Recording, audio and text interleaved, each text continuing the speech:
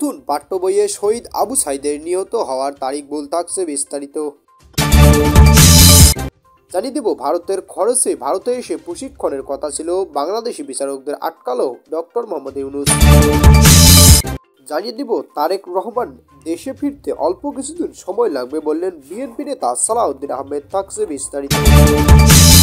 এবং সর্বশেষ জানিয়ে দেব, দেশে ৪৬টি টেলিভিশন চলার মতো বাজার নেই বললেন কামাল আহমেদ। থাকছে বিস্তারিত।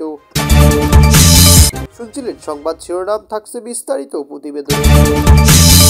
নতুন পাঠ্য বইয়ের শহীদ আবু সাইদের নিহত হওয়ার তারিখ ভুল। এদিকে নবম দশম শ্রেণীর একটি পাঠ্য বইয়ে জুলাই গণ অভ্যুত্থানে রংপুর শহীদ আবু সাইদের নিহত হওয়ার তারিখ ভুল ছাপা হয়েছে। এনসিটিভির কর্মকর্তারা এই ভুলের কথা স্বীকার করে বলেছেন তারা দ্রুতই এই বিষয়ে সংশোধনী দেবেন। এবার প্রাথমিক ও মাধ্যমিক স্তরে নতুন পাঠ্য বইয়ে নানাভাবে উঠে এসেছে জুলাই গণ অভ্যুত্থানের কথা। গল্প, কবিতা, সংকলন এবং ছবি ও গ্রাফিতির মাধ্যমে তুলে ধরা হয়েছে ছাত্র জনতার অভ্যুত্থানের বিষয়বস্তু।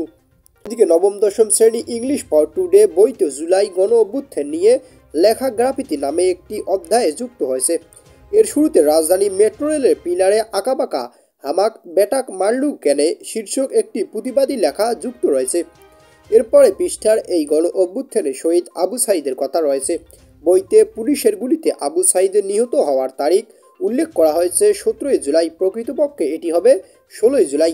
নবম দশম শ্রেণীর বাংলা সাহিত্য নামে পাঠ্য বইয়ে ছাত্র জনতার অভ্যুত্থানের ওপর লেখা আমাদের নতুন গৌরবগাথা নামে একটি সংকলিত প্রবন্ধ যুক্ত করা হয়েছে। এর বইয়ের অবশ্য ১৬ জুলাই রংপুরে আবু সাইদের বুক চিতিয়ে পুলিশের গুলির সামনে এগিয়ে যাওয়ার কথা উল্লেখ করা হয়েছে। ইংলিশ ফর টুডে বইয়ের আবু সাইদের নিহত হওয়ার তারিখ ভুল থাকার বিষয়ে জানতে চাইলে জাতীয় শিক্ষাক্রম পাঠ্যপুস্তক বোর্ডের এনসিটিভি চেয়ারম্যান অধ্যাপক AKM সিরাজুল হাসান আজ প্রথম আলোকে এই বিষয়ে একটি সংশোধনী দেওয়া হবে। এর মধ্যে অনলাইনে ভার্সনে এখনই ঠিক করে দেওয়া হবে। জানুয়ারি শুরু হয়েছে নতুন শিক্ষাবর্ষ, রাজনৈতিক পট পরিবর্তন। এরপর নতুন শিক্ষাক্রম স্থগিত করে ২০১২ সালে শিক্ষাক্রমের আলোকে শিক্ষার্থীদের পাঠ্য বই দেওয়া হচ্ছে। এনসিটিভির ৪১ জন বিশেষজ্ঞ দিয়ে ৪৪১টি পাঠ্য বই পরিমার্জন করছে। এতে অনেক বিষয়বস্তু সংযোজন বিয়োজন হয়েছে। বেশ কিছু গদ্য, প্রবন্ধ, উপন্যাস ও কবিতা বা বিষয়বস্তু বাদ দেওয়া হয়েছে। পাশাপাশি নতুন করে স্থাপন পেয়েছে জাতীয় জুলাই গণ অভ্যুত্থানের বিষয়বস্তু নতুন কিছু গল্প ও কবিতা। এনসিটিভির সূত্র মতে পঞ্চম শ্রেণী থেকে নবম শ্রেণী পর্যন্ত বাংলা ইংরেজি বইতে জুলাই গণ অভ্যুত্থানের নিয়ে মোট ৮টি কন্টেন্ট বা বিষয় স্থান পেয়েছে।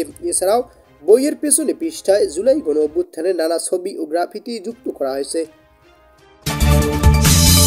ভারতের খরচে ভারতে এসে প্রশিক্ষণের কথা ছিল, বাংলাদেশি বিচারকদের আটকালো ডক্টর মোহাম্মদ ইউনূস।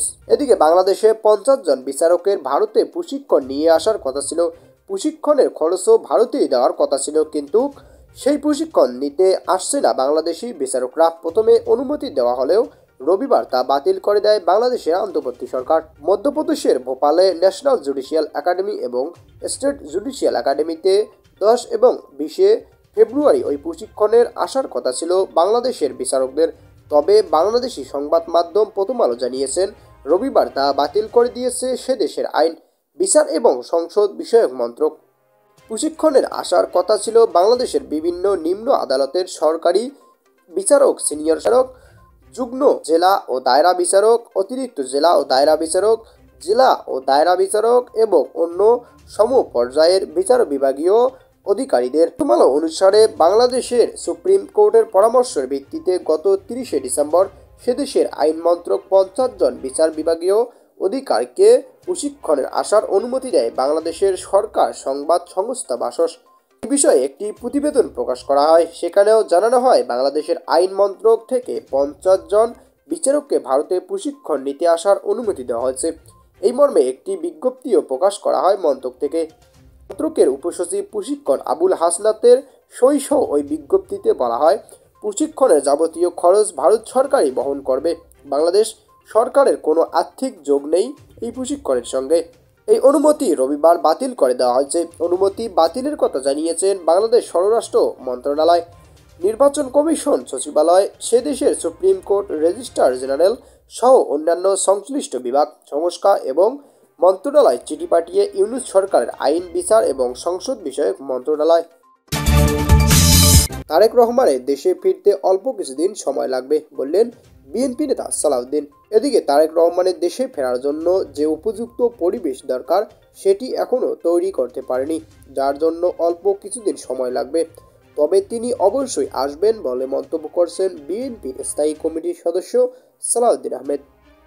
বিমানবন্দরে সাংবাদিকদের এক প্রশ্নের জবাবে তিনি এ কথা বলেন। তিনি আশা করেন তারেক রহমান শীঘ্রই ফিরবেন। এক প্রশ্নের জবাবে তিনি বলেন, সংবিধান কবর দেওয়া যায় না, সংবিধানের পরিবর্তন ও পরিবর্ধনের কথা উল্লেখ করায় তিনি। সালাউদ্দিন আহমেদ আরও বলেন, নির্বাচন বিলম্ব করার যে কোনো কৌশল জনগণ প্রত্যাখ্যান করবে, সুতরাং দ্রুত নির্বাচন জরুরি। নতুন দলকে স্বাগত জানানো হবে, তবে সেটা যেন কিংস পার্টি না হয়, তারা যেন সুষ্ঠু ধারায় রাজনীতি করে। দেশে ৪৬টি টেলিভিশন চলার মতো বাজার নেই বললেন কামাল আহমেদ। এদিকে গণমাধ্যম সংস্কার কমিশনের প্রধান কামাল আহমেদ বলছেন, গণমাধ্যমের রাজনৈতিক দলবাজি বন্ধ করা দরকার। রাজনৈতিক দলীয় আদেশে নিয়ে সংবাদ মাধ্যমকে প্রভাবিত করা যাবে না। সারা দেশে পত্রিকাগুলোতে যাতে একটি জাতীয় সম্পাদকীয় নীতি থাকে, তার জন্য সম্পাদক পরিষদের বলা হয়েছে বাংলাদেশ ৪৬টি টেলিভিশন চলার মতো বাজার নেই, অথচ বিগত সরকারের আমলে টেলিভিশন অনুমোদন দেওয়া হয়েছে। চট্টগ্রাম জেলা প্রশাসনের সম্মেলন কক্ষে চট্টগ্রাম বিভাগের সাংবাদিকদের সঙ্গে মতবিনিময় সভায় একথা বলেন গণমাধ্যম সংস্কার কমিশনের প্রধান সাংবাদিক কামাল আহমেদ। এতে চট্টগ্রাম জেলার পাশাপাশি কুমিল্লা, কক্সবাজার, ব্রাহ্মণবাড়িয়া, ফেনী, নোয়াখালী সহ বিভাগের বিভিন্ন সংবাদপত্র, টেলিভিশন সহ অন্যান্য গণমাধ্যমের প্রধান ও প্রতিনিধিরা উপস্থিত ছিলেন।